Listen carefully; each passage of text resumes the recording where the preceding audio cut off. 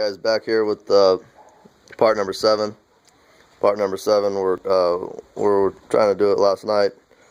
Just got too late, too dark. Couldn't see anymore, and I don't like working in that type of situation. So we just put it off till this morning, and now we're filming the head removed off of the block. And this has got to be one of the worst catastrophic failures that I've seen in quite some time. I mean, I've seen a broken rod where the rod shot through the side of the block, and the damage was just in that with that broken rod and the hole there. But this, I mean, this is just nasty. You can see all the metal particles of the piston that is just, it's no longer here.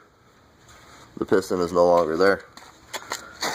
It shot through the side, broke the sleeve, broke the side of the block there where the coolant sits right in here, and this is the passageway for the coolant to cool down your this is basically your cylinder wall, and it's just runs coolant right through along this area here. And well, as you can see, this basically just, I mean, it just annihilated it.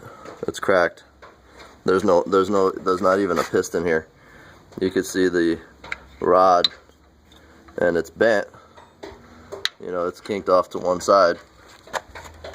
But the wrist pin here just came loose from the top of the piston, and then just the piston just shredded into a gazillion pieces.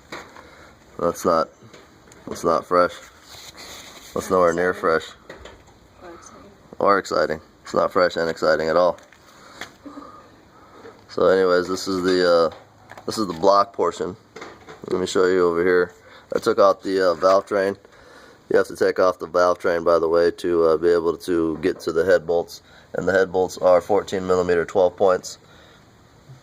You just break those loose a little bit at a time. Start on one end, go to the other end, come work your way towards the middle. There's a loosening sequence you have to follow in order not to warp the head. But shit, I was trying not to warp the head and trying to save this head, but I should have just not even bothered with it. Anyways, here's the head. I got it turned upside down here. There's all the springs, valves sitting in there. Now, let's turn this around here.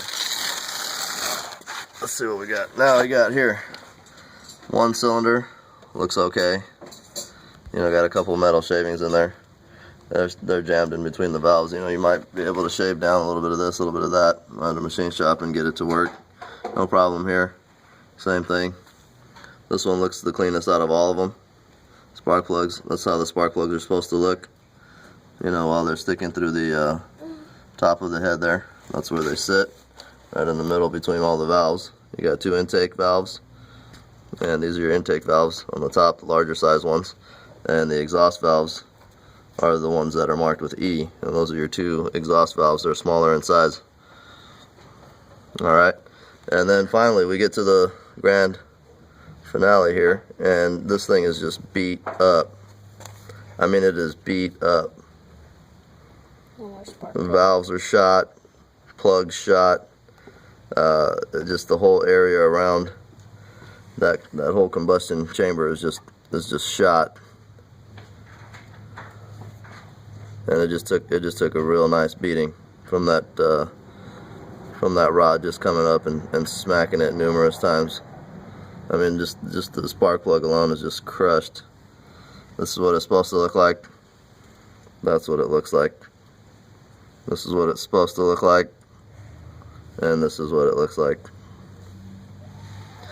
Alright guys, we're going to keep you posted. I think we're just going to go ahead and replace this head, because if anybody tells me they can salvage this, you know, it'll cost probably $1 million. And I'm just going to try to either source out a used head or just get a new assembly, which would be nice, because we're going with the new assembly on the bottom end, so we'd like to put a new assembly on the top. So hell with this. See you next round, part 8.